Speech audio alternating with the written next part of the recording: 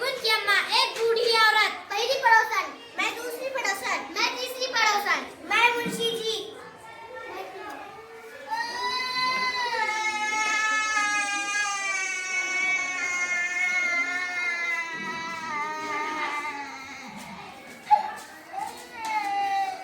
अरे इस लड़के ने तो नाक में दम कर रखा है।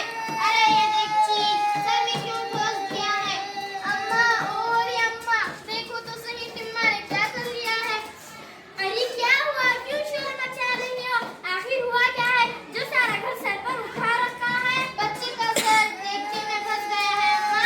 अरे तो निकाल क्यों नहीं देती? मैंने निकालने की बहुत कोशिश की मगर ये हॉस्पिटल का नाम ही नहीं लेगा। हाय मेरे अल्लाह, अब क्या होगा? अब मैं मेरे टिम्मा का मुंह कैसे देखूंगी? आप बस भी करो यार, रोना धोना। इसके सर से देगची निकालने की सोच, जा एक लकड़ी ले आ। हाय मेरा टिम्मा, हाय मेरा लाल, मेरे बच्चे, मेरे लाल, मेरे बच्चे। बच्चे ने तो सुबह से कुछ नहीं खाया, बेचारा भूखा होगा। इसे एक केला खा दो। रुको मैं अभी लाती हूँ। ये लो एक केला। आय हाय बेचारा प्यासा होगा, इसे पानी पिला दो। मैं अभी ले आती हूँ।